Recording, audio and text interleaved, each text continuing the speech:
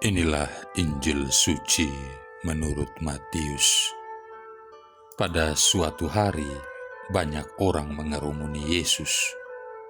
Melihat hal itu, Yesus menyuruh bertolak ke seberang. Lalu, datanglah seorang ahli Taurat dan berkata kepadanya, "Guru, aku akan mengikuti engkau kemana saja engkau pergi." Yesus berkata kepadanya, "Serigala mempunyai liang dan burung mempunyai sarang, tetapi Anak Manusia tidak mempunyai tempat untuk meletakkan kepalanya." Seorang lain, yaitu salah seorang muridnya, berkata kepadanya, "Tuhan, izinkanlah aku pergi dahulu menguburkan ayahku." Tetapi Yesus berkata kepadanya, "Ikutilah aku, dan biarlah orang-orang mati menguburkan orang-orang mati mereka."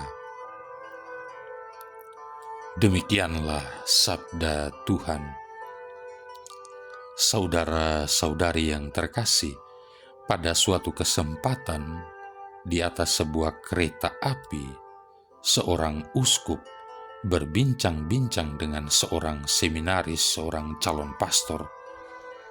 Tanya si uskup, "Nak, mengapa engkau mau menjadi seorang pastor?" Seminaris itu kemudian mulai bercerita tentang riwayat panggilannya, dan sebagai penutup ceritanya dia berkata, "Singkatnya, Monsinyur, saya mau menjadi pastor karena Tuhan memerlukan saya." "Wow, luar biasa, Nak," kata si uskup seraya tersenyum. Lalu si uskup berkata lagi, "Tetapi sejauh saya ingat, di dalam kitab suci, kamu bisa mengeceknya dalam Injil Lukas, di dalam kisah tentang perjalanan Tuhan Yesus masuk kota Yerusalem pada bab 19. Di sana dikatakan bahwa yang Tuhan Yesus perlukan pada waktu itu hanyalah..."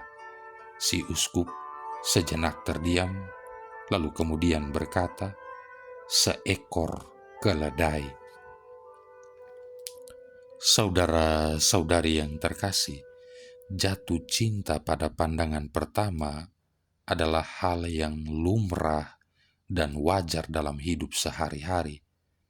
Tapi bagi orang yang sudah makan garam dalam dunia percintaan, akan menjadi lebih baik lagi kalau memandang yang kedua kali. Dan memang ada benarnya juga bila pernyataan ini dipahami secara mendalam. Mengapa? Karena persoalannya bukan kuantitas dari pandangan, tetapi lebih pada kualitas dari memandang. Ini dimaksudkan agar orang lebih mengenal dan tahu secara mendalam tentang pribadi yang kepadanya hati orang tersebut tertambat. Begitupun dengan perihal mengikuti Yesus.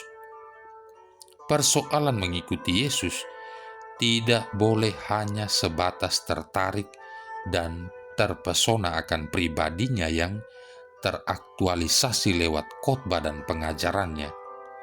Harus lebih dari itu, karena tuntutan Yesus untuk mengikuti Dia tidak ada tawar-menawar. Memilih untuk mengikuti Dia berarti rela untuk kehilangan segala yang lain. Memilih jalannya berarti kehilangan kesempatan atau kans untuk mencoba jalan yang lain. Saudara-saudari yang terkasih, serigala mempunyai liang dan burung mempunyai sarang, tetapi Anak Manusia tidak mempunyai tempat untuk meletakkan kepalanya. Ikutlah aku, dan biarlah orang-orang mati menguburkan orang-orang mati mereka. Perkataan-perkataan Yesus ini sungguh-sungguh mengejutkan dan membingungkan. Tapi inilah radikalitas tuntutan kemuritan yang ditawarkan. Ia tidak akan pernah meminta pertimbangan manusia, pun tak pernah mau tahu dengan kondisi-kondisi manusiawi kita.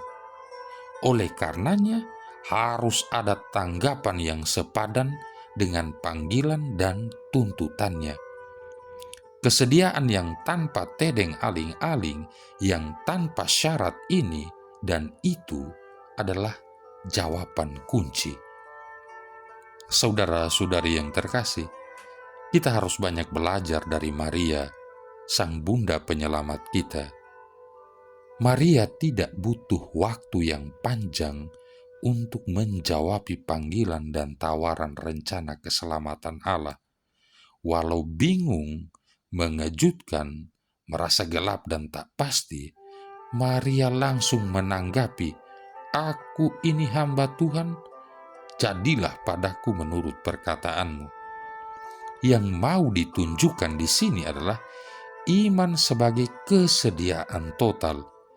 Iman total akan memberikan kepastian bahwa di balik kenyataan dunia yang gelap, yang tak pasti, membingungkan, dan mengejutkan, ada rencana Tuhan yang tersembunyi. Iman menjadi satu cara pandang yang khas bahwa di balik penderitaan salib ada misi keselamatan. Iman bukan distorsi atas realitas. Barang siapa yang melihat dengan iman akan melihat lebih dari apa yang dilihatnya. Saudara-saudari yang terkasih, pada tahun 1600, penganiayaan terjadi begitu keras terhadap orang-orang Kristen yang ada di Jepang. Tanggal 20 Februari tahun 1627, seorang awam Kristen yang bernama Paulo ditahan karena menampung orang-orang Kristen di rumahnya. Dalam penahanan itu ia disiksa, ia dipukul, ditelanjangi, dan diseret. Namun Paulo tetap tegar. Pemerintah kekaisaran menggunakan cara yang lebih keji untuk menyiksanya. Mereka berkata bahwa mungkin orang ini dapat kuat dalam menghadapi siksaan, namun ia tidak akan kuat jika melihat anak-anaknya disiksa. Lalu mereka menghampiri Paulo dengan membawa anak-anaknya sambil berkata, "Berapa banyak jari anakmu yang harus kami ambil, atau kamu mau menyangkal Tuhanmu?" Paulo sempat bingung. Bayangkan saja, jika anak-anak kita menderita, bukankah itu jauh lebih menderita dibandingkan jika kita yang menderita? Namun dengan tegar Paulo berkata, "Semua terserah padamu. Anak-anakku sudah kuserahkan dalam tangan Tuhan." Akhirnya semua jari-jari dari anak-anaknya dipotong semua, yang disisakan hanya jempol dan kelingking, dengan anggapan bahwa mereka harus lebih buruk daripada hewan. Dan akhirnya Paulo harus mati karena penganiayaan itu. Namun sebelum ia mati, ia mengangkat tangannya ke atas sambil menyerahkan nyawanya. Saudara-saudari yang terkasih, inilah ciri seorang Kristen sejati, yakni orang yang rela berkorban. Sebaliknya, orang Kristen KTP, Kristen tanda pengenal, adalah orang yang inginnya hidup senang saja, yang hanya meminta berkat dan berkat, tapi tidak pernah mau berkorban untuk Tuhan. Ada di posisi manakah kita saat ini? Apakah kita merupakan orang Kristen sejati atau hanya sekedar KTP? Jika kita mengatakan bahwa kita adalah orang Kristen sejati, sejauh mana kita sudah berkorban untuk Kristus? Tidak perlu jauh-jauh berbicara untuk menjadi martir bagi Kristus. Dalam kehidupan beriman kita, sudahkah kita setia dalam doa dan misa? Siapkah kita meluangkan waktu lebih untuk pelayanan sebagai lektor, pemazmur, anggota KOR, memimpin doa atau ibadat? Atau kita lebih suka untuk menyibukkan diri di rumah dan keluarga dan mengabaikan pelayanan sama sekali? Sudahkah kita mengerahkan tenaga yang lebih untuk Tuhan dan gerejanya? Sudahkah kita menguras pikiran kita, bahkan hati kita, demi kepentingan Kristus dan gerejanya? Atau mungkin selama ini kita mengikuti Yesus dengan motivasi agar kita diberkati terus-menerus, namun tidak ada sedikit pun motif untuk melayani Dia. Yesus sendiri pernah berkata, "Barang siapa yang mengikuti aku, ia harus siap menyangkal dirinya, memikul salib dan mengikut aku." Hidup mengikut Yesus penuh dengan kesusahan. Ada kalanya kita harus memikul salib yang teramat berat. Namun itulah ciri untuk menjadi murid Yesus yang sejati. Marilah berdoa. Allah Bapa sumber kebahagiaan, berkenanlah menghidupi kami dengan sabda-Mu dan membuat kami senang dan bahagia, karena yakin bahwa Engkau selalu setia akan karya tangan-Mu berkat Yesus Kristus yang memperkenalkan nama-Mu kepada kami.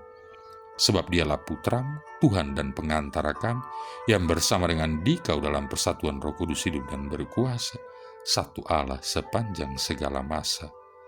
Tuhan memberkati kita sekalian, Bapa, Putra, dan Roh Kudus.